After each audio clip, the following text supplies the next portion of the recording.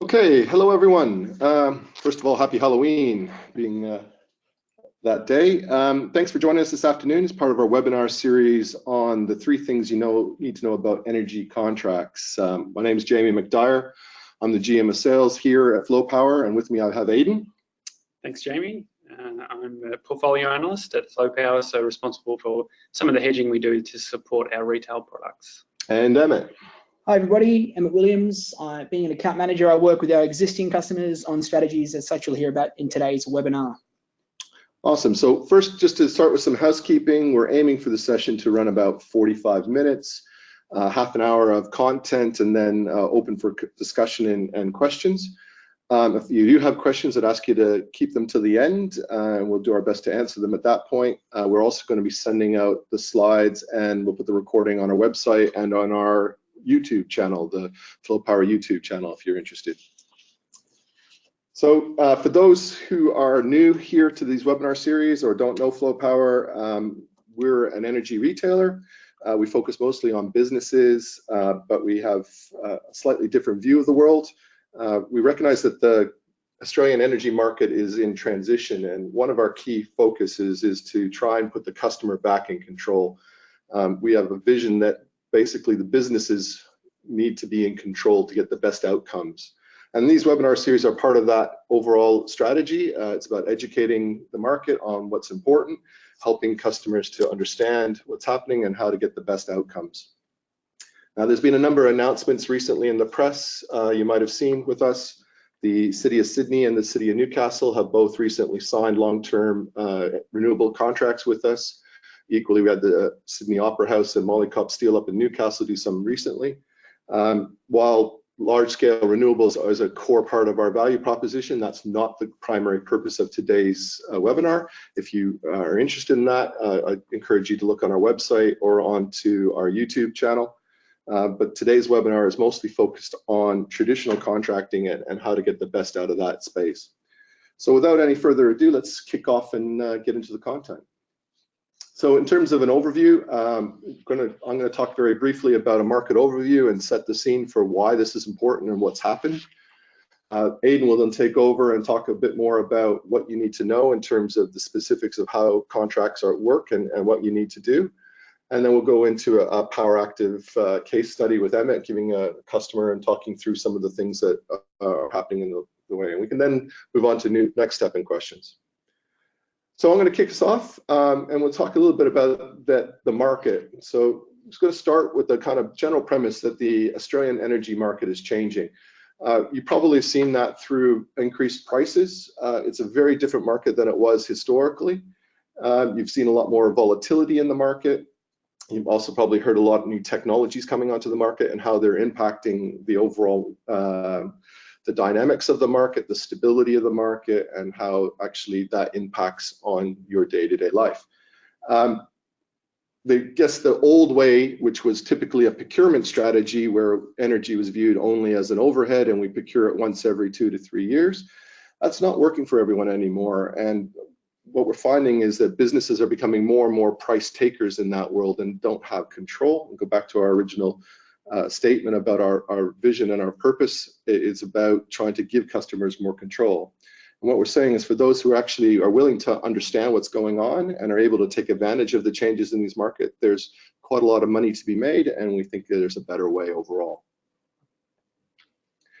So let me unpack that a little bit more. So what actually is happening in the Australian energy market? Our long-term energy supply has traditionally been on large-scale coal plants. The plants have been around for quite a while. They're coming to the end of their life. They're requiring a lot of investment to keep on going, and we're starting to see them to exit. Really started with Northern and South Australia and Hazelwood here in Victoria when they both shut down, but there's more on the cards. There's other ones in New South Wales that are forecast in the next couple of years to shut down.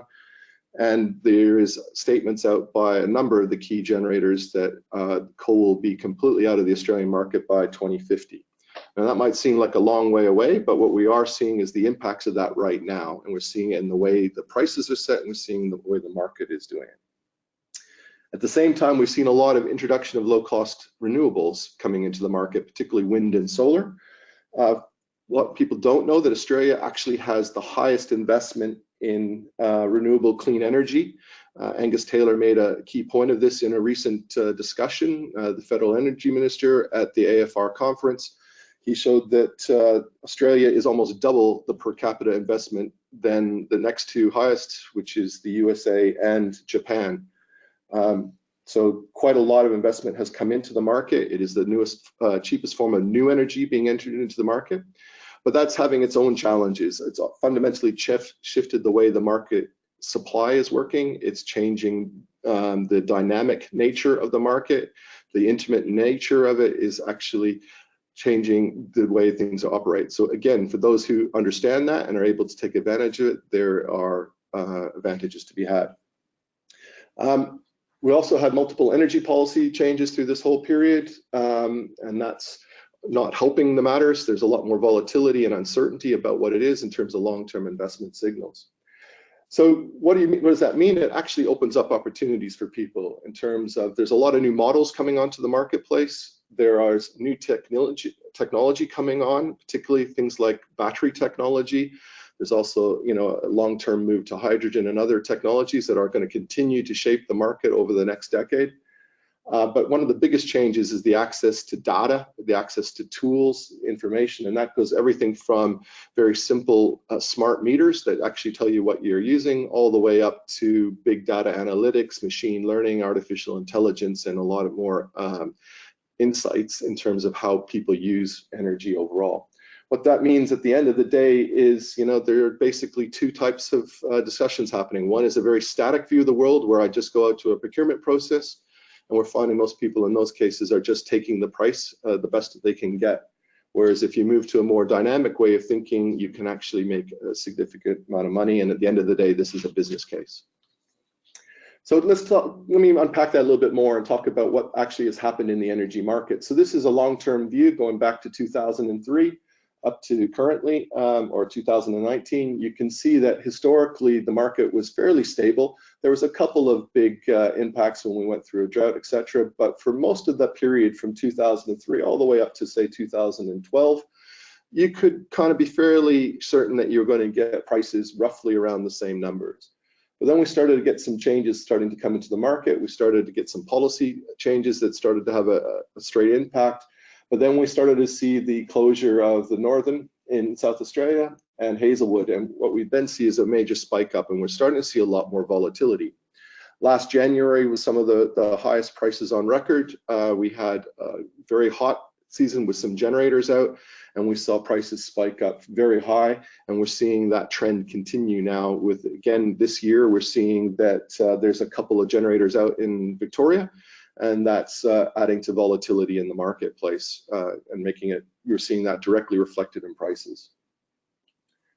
So how have you traditionally been buying power? So the traditional way was typically viewing energy as a commodity, as an overhead that you would go out every 2 to 3 years and go through a procurement process.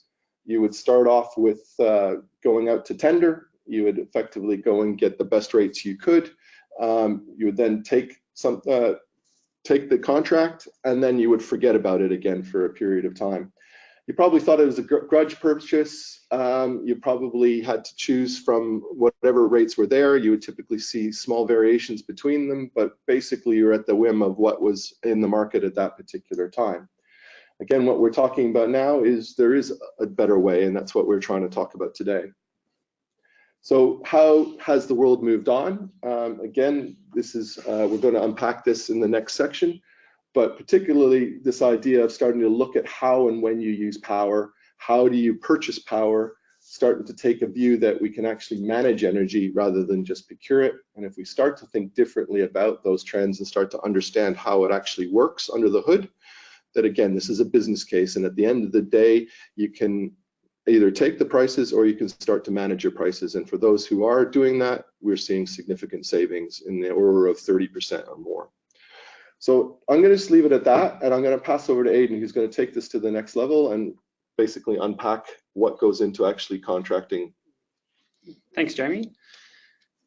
Before we dive into the 3 things that we think you should know about retail contracting, we'll sort of pause and make sure everyone's on the same page in terms of how your retail rates are set. And this is fairly universal across all retailers, so it's not unique to Flo Power or unique to the big three by any means, but this sort of really underpins the rates that you see. And today we're talking about commodity only, so remember that your bill is a combination of both commodity and network and distribution costs to get the electricity to your site, but commodity being sort of 35–40% of your total bill, so that's the focus of today.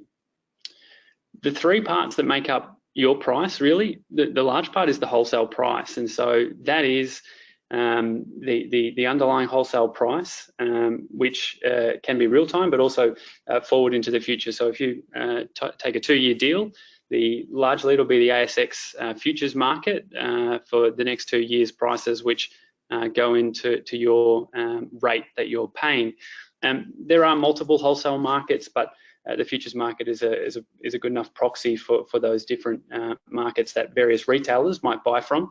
They obviously have their own generation sources, some of them, and they might also settle your exposure in the spot market as well. But by and large, at any point in time when you go to contract and you get a rate for 1, 2, or 3 years forward, it's the ASX futures market, which at that time will largely establish your price. The next part is your energy profile, so how you consume throughout the day, obviously the volume as well, but largely this is in sort of industry terminology, your load shape or your shape factor you might have heard, and this is really either an uplift or a discount to that wholesale price to reflect how and when you consume relative to the underlying market. And then finally a retail marker, so there's a little bit of competition there, obviously. This broad philosophy underpins small customers and large customers, even down at the mass market or the residential level. The larger you are, the more likelihood you are to have transparency around this and to be able to own those individual components. But even with small customers, there can be significant benefits to tenor, timing, and understanding and knowing your energy profile, which we'll unpack a little bit in the following slides. So that's probably a good lead in to the 3 things that we think you should know about your energy contracting. Number 1 is length of term counts. Historical analysis has shown, and we'll talk about this on the following slide, that longer is better, but not longer and set and forget. And we'll talk a little bit more about that. Timing does matter. Underpinning that wholesale market is different supply-demand assumptions, and the price does change. And so going to your retailer to ask for a price today may be something slightly different to the price they could have offered you a month ago versus the price that they might be able to offer you in a month's time. And lastly, that profile. And we here at Flo Power, that's really key and underpins all of the retail products that we sell. And so we see that customers can really unlock a significant amount of value that is otherwise tied up in other retailers through our models, and we'll talk about that. So thinking long term, Jamie spoke about the sort of typical procurement approach where you begrudgingly run perhaps a small tender, go out to a handful of retailers, look for the lowest price, sign it, chuck the contract in the bottom drawer, and forget about it and forget about the energy market and go on with your core business. Understandable when this is not your day-to-day job. But ultimately, there is a better way of doing it. If you're already contracting 2 to 3 years, you're getting benefits of that long-term value that has historically been in the market. But we'd see that the absolute best case outcome is a long-term contract that rolls. Now, you have to be a little bit careful here as a retailer telling you to contract long-term, and I suppose there's some bias or some conflict already in my position, but historical analysis on the ASX futures market has shown that if you take contracts 3 years from delivery, i.e. a rolling 3-year contract, you would have significant improvement versus someone who was taking very short-term contracts close to delivery. So anyone sitting on this call today who is being challenged by CY20 contract prices at the moment, unfortunately, I can't say that there's necessarily a silver bullet to your immediate exposure, but what I would suggest is you think about that long-term piece and the potential for it to roll, because that historically has shown the best case outcome, and that starts to help reduce some of the timing risk, which I'll touch on the next slide. Yeah, I guess to Aidan's point, I guess when we're talking about the term or the length of the contract, it's in a real world example, it's quite similar to, I guess, when you're negotiating a lease for a building, for example. I guess you can imagine the longer you commit on a lease, the better pricing you're likely to be able to get, and maybe the more negotiation power you've got as well. Ultimately, because like retailers, tenants want longer term customers, or I should say building owners want longer term tenants, and sort of retailers are looking for the same kind of thing there as well. Yeah, absolutely. That historical analysis showed that you would have saved somewhere between 10 to 18% relative to a short-term retail deal by looking at that 3-year ahead rolling strategy. Mm-hmm. The range there differs depending on which region you're in, but as a fairly standard sort of set and forget strategy, that would deliver fairly good outcomes. I guess the key thing here as well, you're looking to sign that longer term contract, but as soon as the next year's pricing becomes available, you're looking to secure those prices, sort of as early as you can. Yeah, great point.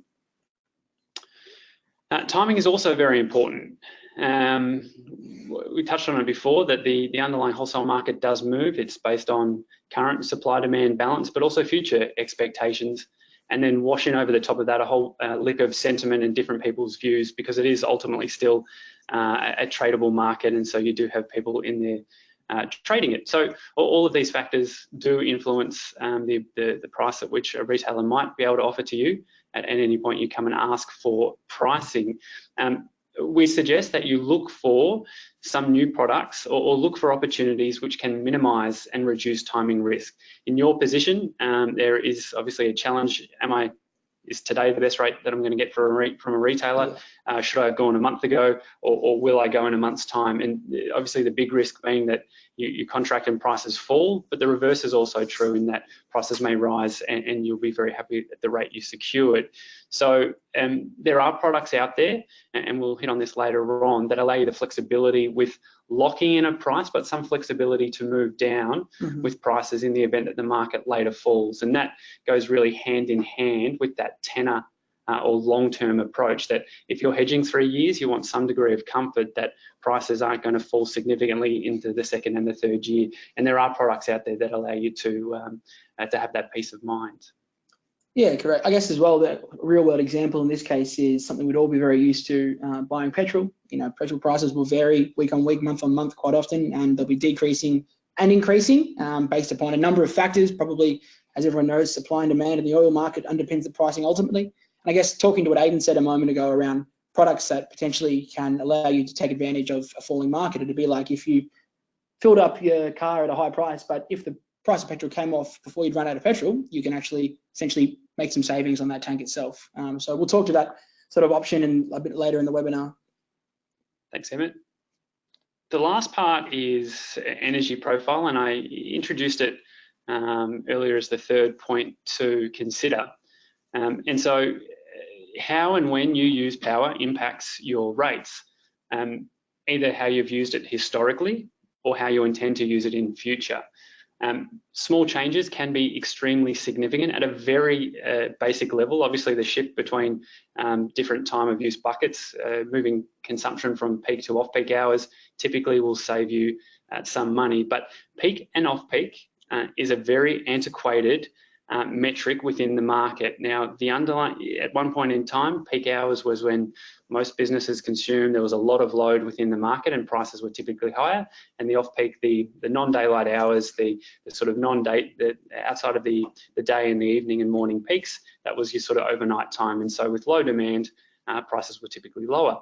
But things are changing. Jamie talked about the challenges in the market with some retirements of thermal plant, future retirements of thermal plants coming, and a whole bunch of intermittent generation coming in. You can see on the chart there how prices differ or change throughout the day. And that's South Australian Q3 19 daily average spot price curve. And so you can see prices are actually lowest in the middle of the day when standard retail tariffs are at their highest. Go figure. And so there are products out there available either through very granular time of use pricing or something we will introduce in the later slides that really allow you to access and get value out of what's happening in the underlying market without being stuck on clunky peak and off-peak rates. So with those three things in mind, there is a better way. some of those challenges that we've talked about are solvable, and without wanting to turn this into a significant sales pitch, the takeaways here are that that sort of 2 to 3 year rolling contracting does provide you the best protection in the market. Look for retail products that allow you some flexibility, that in the event that the market falls after you've contracted and you've contracted long term, you can still access those lower prices in the market. And we have something called the active option, which bolts onto our Power Active product, which for a small access fee does allow customers to follow the market down throughout that time.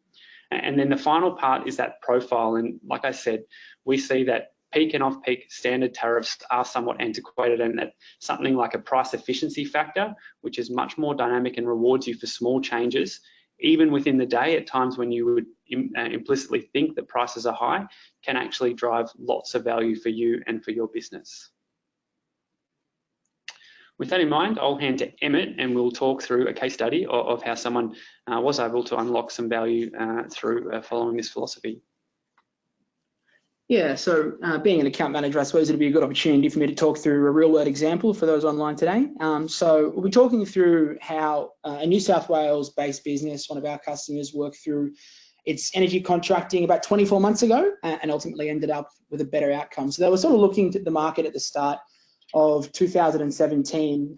Their plan was to contract for a financial year contract, so starting in July 2017. It's really important, I guess, to preface this with the business in reference was looking at a time when there was quite a lot of variability in prices, and they weren't really sure in terms of when was the best time to contract. So as Aidan's mentioned in the past, one of the opportunities that customers have with Flo Power is to take the active option, as he mentioned, which is essentially an opportunity to follow the market down, as he put it so eloquently, in the event that the market does come off. So this business in reference here actually opted to take the active option in the first year of its agreement, so starting in FY17, 18 I should say, sorry. So in most cases, this would normally be applied to the second and third year of an agreement, but for this business, it made sense to take it as the prices were higher and a bit more variable at the start as well. And as you'll see in the next slide, it actually did pay off. So the business themselves, and Larissa is the contact, contracted in about mid-April in 2017 for FY18 and FY19, as mentioned. So after about a month of signing the contract, before the first year had actually begun, the prices had come off a little bit. So essentially, because of having the active option in the first year, the business was able to secure a saving of 5% on their actual contract price, or 2% after the access fee for the active option was deducted. That meant that they were able to realise that savings in that first year of the agreement, which was really good for them. By the next year as well, the prices were declining once more. So having the active option once again for the second year allowed the business to secure a lower price for the second year of their agreement. And this actually ended up being a saving of in excess of around 18%. So obviously quite a substantial saving when compared to the first year. And obviously seeing the value of the saving, they then made the decision to recontract earlier for the FY20 agreement. Now, what this did for the business is by recontracting early, they were able to protect themselves against an ultimate 20% price increase that happened for that year's contract prices themselves. So I guess we've sort of covered off the two of the three key aspects that we've introduced earlier in the webinar, covered off the timing aspects and then the tenor or the length of the agreement. I guess one other key aspect that Aidan's already spoken to is, I guess, taking a look at how you control your energy usage after signing on the dotted line. So after the onboarding process with the business, we're able to have a look at how and when they use the bulk of their energy, I should say. This essentially impacts the PEF, or price efficiency factor, as was introduced earlier. So if a business used the majority of their power during peak periods, what would that mean is that, say, between 4 and 7 o'clock, this would result in essentially a higher price efficiency factor. Luckily though, this business was fairly flat with their usage. They're aligned to the highs and the lows as well, and which gave it a fairly stable price efficiency factor of around 1.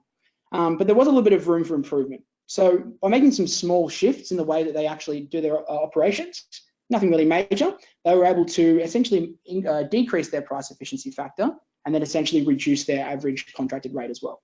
One other really good example here is that we've worked with the business in the past, is sort of a real world example for you, is one of our existing customers was charging their forklifts on a daily basis.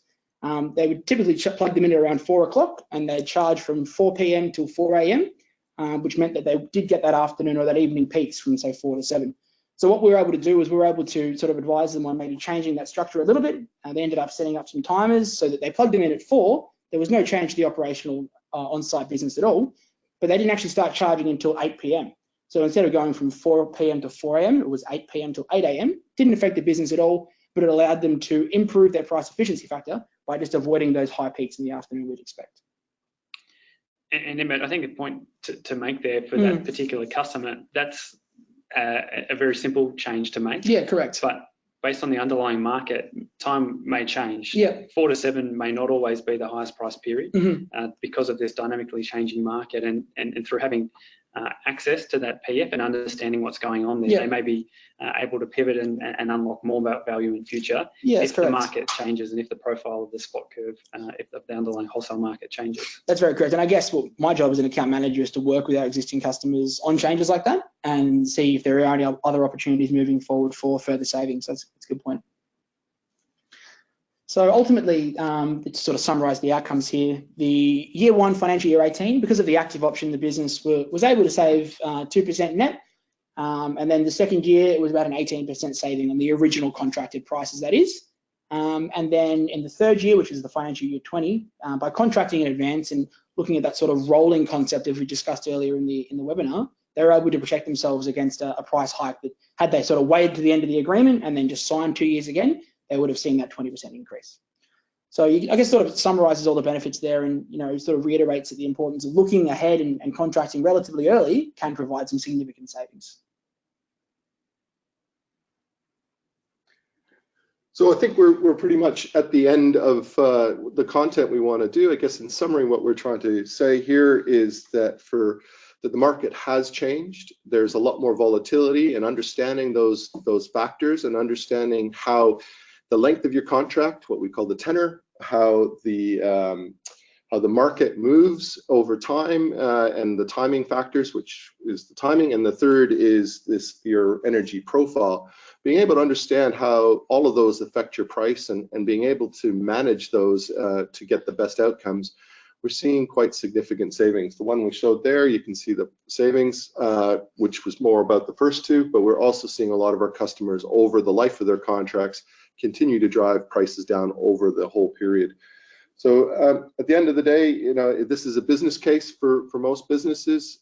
This really comes down to making changes that actually impact how you and when you use energy. So without any further ado, I think we'll shift into questions and then we can kind of move on from there.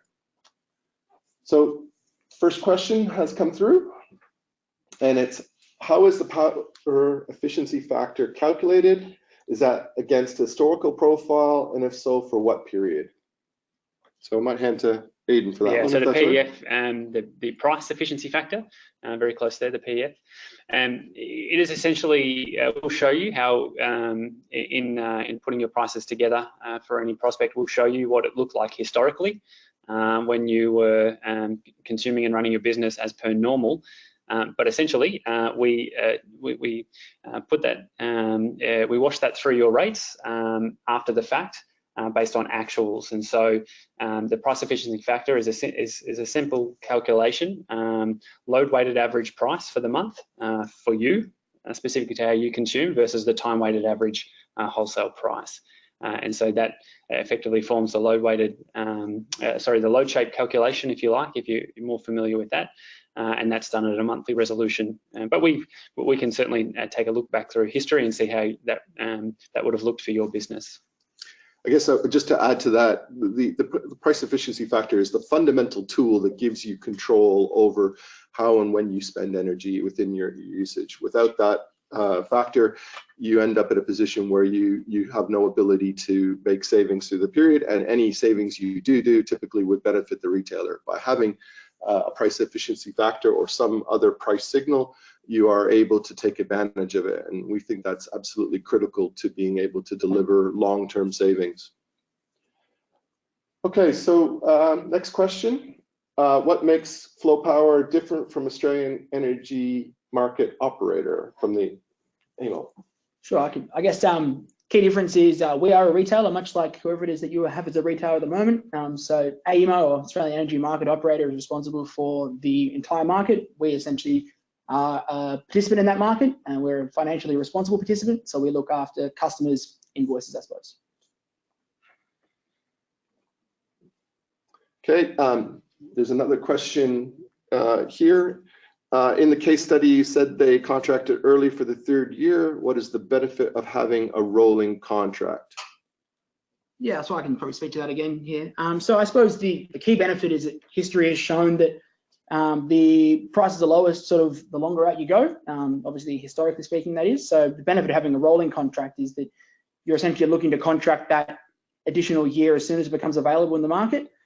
Gives you a little bit of extra certainty over long-term pricing, extra budgeting potential, and when you combine that with the active option as well, when you're securing that 3rd, 4th, or 5th year when it comes available in advance, and when you're combining that with the active option, you're then obviously opening yourself up in the event that there is an opportunity for a lower price during that term to take that lower price as well. So I guess the rolling contract is beneficial in a number of ways and probably works best when combined with the active option as discussed earlier.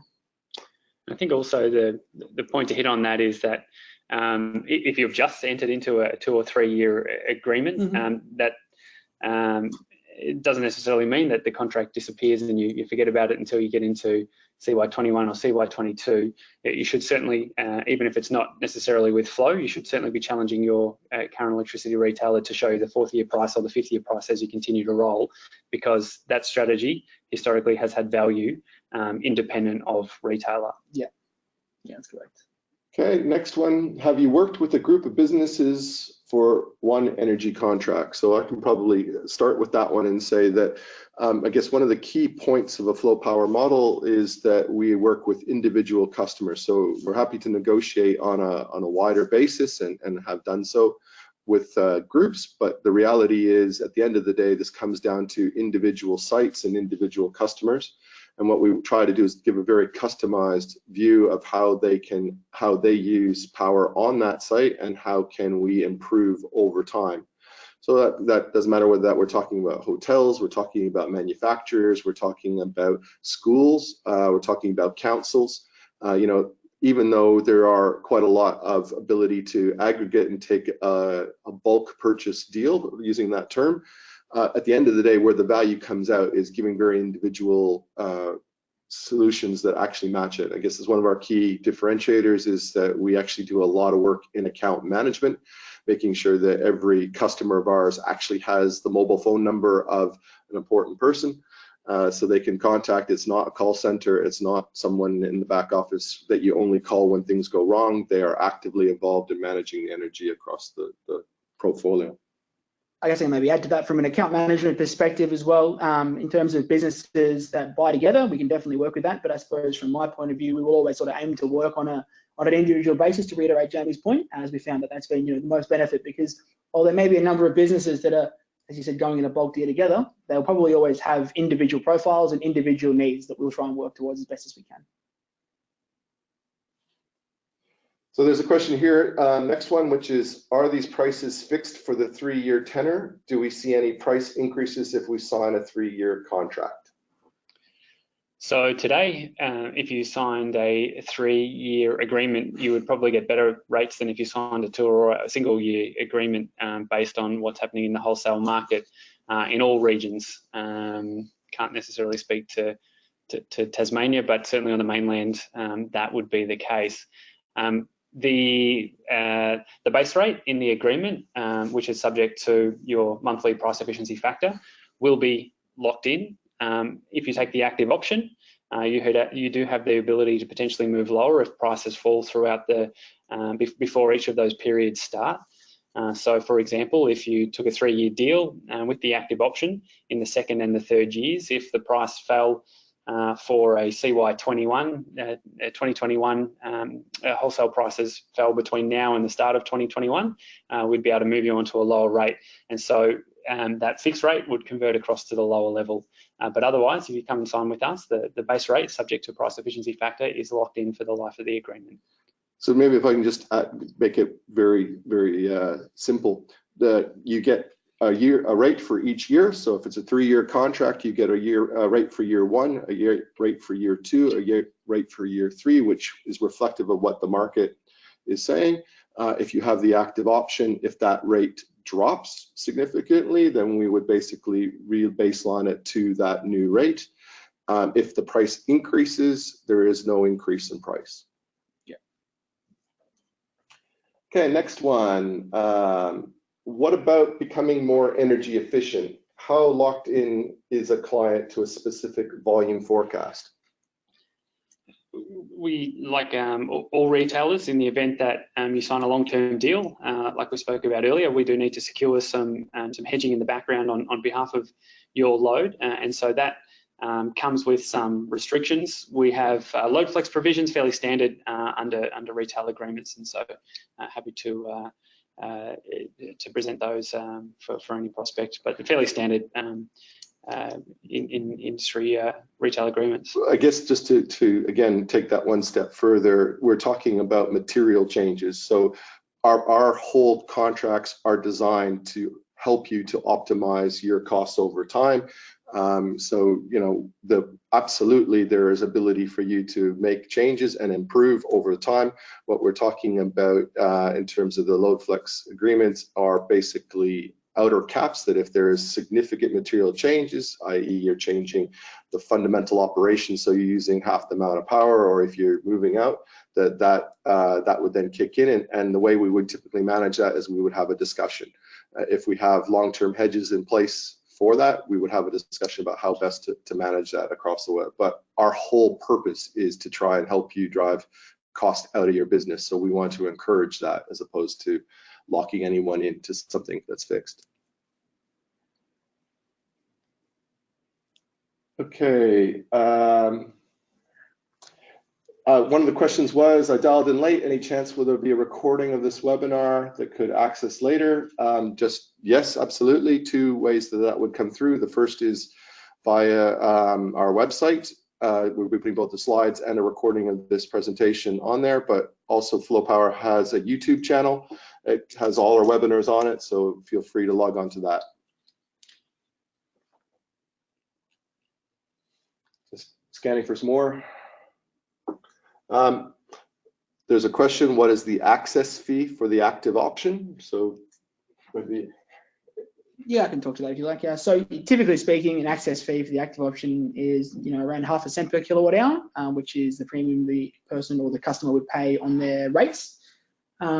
Ultimately, that when we're looking at the savings the customers have made, so you would have seen in the case study that there was a 5% net save, so 5% gross saving, but a 2% net saving. We'll always look at the savings made after the access fee had been paid. So I guess it's sort of a sunk cost in that kind of consideration. Yep. There's another question here. Do we offer demand response with this? The simple answer is absolutely. Obviously, we have a whole series of services that we have with our engineering team. Everything from pool monitoring to engineering services to on-site solar and batteries. All of these options are available to our customer. Again, it's a business case discussion. We would come to a customer and say, well, here are the things that are there. Here's the likely savings.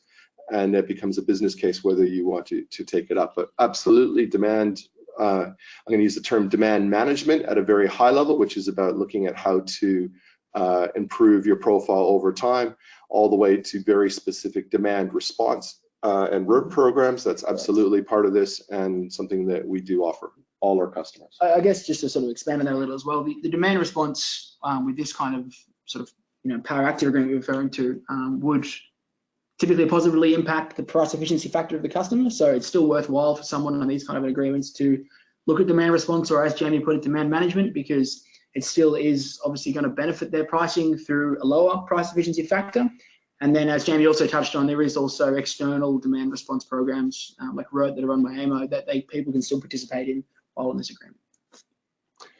Okay, there's another question here that says, do you support PPAs? Again, as I said it right at the very, very beginning, we have a large number of PPAs, so the simple answer to that is absolutely. I would say that we're the market leader. We've delivered over 30% of the the number of PPAs in the market, corporate PPAs, have been delivered by Flo Power. It's a core part of our value proposition. So absolutely, long-term PPAs are. I'd again refer you to other webinars to understand how that actually works. We can combine that with things like we've talked about here, or we can combine it with more traditional wholesale products as well. Trying to find some more. Probably have question time for one more.